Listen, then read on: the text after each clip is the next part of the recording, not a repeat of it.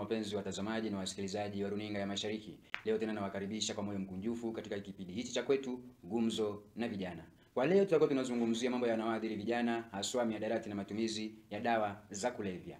Na katika kikao chetu cha leo niliweza kumpata kijulanga mmoja kuchomoka kule chuo kikuu cha Kenyatta, na atatujuza mengi kujihusu na mengi kuhusu matumizi ya mihadarati na dawa za kulevya. Mtazamaji wa runinga ya Mashariki, duru za kuaminika zimegonga vichwa vya habari ya kwamba vijana wengi wa siku hizi, asilimia karibu 80 ya vijana wamejitosa katika utumizi wa dawa za kulevya na mihadarati. Wengi wameweza kufariki kutokana na magonjwa mbalimbali ambayo yanasababishwa na matumizi mabaya ya dawa za kulevya. Wengi wameweza kuyaacha masomo yao baada ya kupachikwa mimba za mapema kule shuleni, na wengine wameyapata mengine haswa kurukwa na akili na kutoka na wazimu kwa sababu ya matumizi mabaya ya mihadarati na dawa za kulevya. Tutakuwa tunazungumza mengi kuhusu dawa za kulevya. Kwa sasa tu nilikuwa naomba nimkaribishe mgeni wa kwetu aweze kujisalimisha kwenye runinga ya Mashariki, awaambie yeye ndiye nani, labda ametokea wapi, majina yake kamili ndio gani. Na mimi nawakaribisha katika kipindi hichi kwa moyo mkunjufu, kipindi cha Gumzo na Vijana, tukitoa shukrani sufufu pukupuku maridawa kwa Mwenyezi Mungu aliye Mola mteremezi mkawini mbingu kwa sababu ya kutujalia siha na udole. Bwana mkubwa, karibu sana katika runinga ya Mashariki, na kwa heshima na taadhima iliyotendesa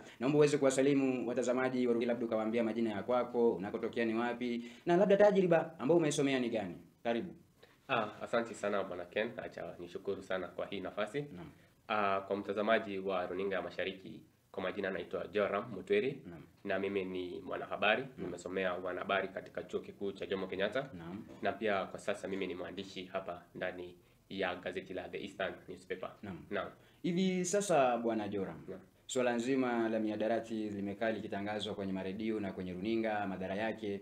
Wewe binafsi kama mwanafunzi kutoka kule chuo kikuu cha Jomo Kenyatta, unafikiria mihadarati maana yake ndio nini? Nini maana ya jina hili? Mihadarati kwanza ni jambo ama kitu ambalo mtu anapotumia linaleta ulevi ama linaleta kutofautiana kwa vile mwili ambavyo unafaa kufunction. Hilo sasa ndio mihadarati, jambo linaloleta ulevi. Hivi je, unaweza ukatajia labda mifano 5 ya dawa za kulevya ambazo zinatumiwa sana na vijana humu nchini? Mihadarati kwanza zimegawika kwa njia ambazo zinazotumiwa. Kuna mihadarati ya kukunywa, kuna ile mihadarati ya kukula, alafu kuna ile mihadarati ya kuweka mahali. Kwa mfano kuna ile inayotambulikana sana pombe, ni mihadarati ya kunywa.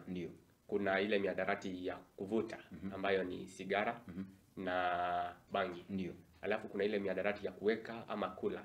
Kwa mfano kama vile miraa ama ile chavis na velo inawekwa katikati ya midomo. Na shukrani sana kwa kututajia aina hizo za mihadarati. Labda vile unafikiria pia mihadarati, dawa za kulevya kama vile heroin, cocaine, madrugs pia zinatumiwa na vijana wengi wa vyuo vikuu hapa nchini, ama hizo hawazimudu? Kuna mfano siku nimetaja, kuna ile ya kudunga ama ile inayotumiwa kwa kuvutia kupitia pua. Lakini hiyo mihadarati vapor ama hata pia cocaine. Hiyo mihadarati kwa sasa kama nchi yetu ya Kenya haipo kwa wingi kama ile cocaine inatumika kwa kunusa, ama ile heroin inatumika kwa kudunga kwenye mishipa ya damu. Hiyo sijaiona sana Kenya, lakini ipo, lakini si kwa wingi hapa nchini yetu Kenya. Labda vile mtazamaji wa runinga angeomba kujua, kati ya pombe, sigara na bangi, ni gani inatumiwa sana na vijana zaidi ya nyingine kati hizo vitu tatu? Kwa wingi sana ni pombe, maana hata pombe ni halali nchini mwetu Kenya. Ni pombe ambayo iko na uhuru wa kuuza, kutengeneza na kuuza ndani ya Kenya. Vijana wanatumia pombe kwa wingi sana, ikiwa imefuatiwa na bangi. Bangi si halali Kenya, lakini iko kwa wingi kwa maana inasemekana kuna inatoka Uganda, nyingine inatoka Ethiopia. Hiyo inachukua nafasi ya pili. Alafu kwa sigara na miraa zinakuja nafasi ya 3 kwa utumizi katikati ya vijana. Kwa hivyo nadai kumwambia mtazamaji wa runinga ya Mashariki ya kwamba vijana wengi wa leo wamekuwa wakitumia bangi ambayo ni haramu nchini Kenya zaidi ya sigara ambayo ni halali nchini Kenya. Kulingana na maoni yangu na vile ambavyo nimeona, bangi inatumika kwa wingi baina ya vijana. Na hivi sasa Bwana Joram, kuchomoka chuo kikuu cha Jomo Kenyatta, unafikiria sababu kuu inayofanya vijana wengi kujihusisha na kujiingiza na kujitosa katika matumizi ya dawa za kulevya na mihadarati ni gani? Chanzo ni nyingi sana, sitaweza hata kuzisema zote. Naam. Maana ni mambo mengi yanayoathiri vijana wakiwa katika umri huo. Na jambo la kwanza ni lile linalojulikana kwa Kiingereza, peer pressure. Ndio. Maana tuseme mko pale chuoni, Naam. mmoja anakuja anawaambia ako na pombe, twendeni tukanywe, ama mnamuona akinywa pombe, akitumia ile miadarati, akibugia mvinyo. Ndio. Hata anaweza kuwakejeli, awaambie nyinyi hamjui utamu wa kutumia hili miadarati. Ndio maana akasema isifu ya mvua imemnyea. Naam. Ndio. Kwa hivyo ile jambo yule ambaye anatumia, Naam, akitumia mnaanza kuona ama kutazama ile, kwa Kiingereza inajulikana kama peer pressure. Inakusukuma hata wewe uweze kutumia ile miadarati, na ni chanzo kubwa sana. Ile peer pressure katika ule urafiki, mmoja anamwathiri mwingine, mwingine anamwathiri mwingine, na before tujue jamii yote ya vijana inatumia ile miadarati. Na labda vile mtazamaji wa runinga, ningeomba tukujua kwa heshima na taadhima kutoka kwako Bwana Joram kuchomoka kule chuo kikuu cha Jomo Kenyatta. Je, hivi ya kwamba teknolojia imechangia chochote katika kueneza matumizi ya dawa za kulevya kwa vijana? Teknolojia imeathiri na pia imesaidia kupigana na miadarati. Ndio. Kwa mfano, teknolojia imeleta vyombo vya habari, vile vyombo vya runinga na vyombo vya redio. Kwa mfano, nitaongelea sana nyimbo za kisanaa. Pale ambapo kuna zile nyimbo za hip hop, za kwa mfano kuna mfumo wa gengeton ambao ulikuwa umetokea. Kuna mfumo wa bongo, kuna mfumo wa urban.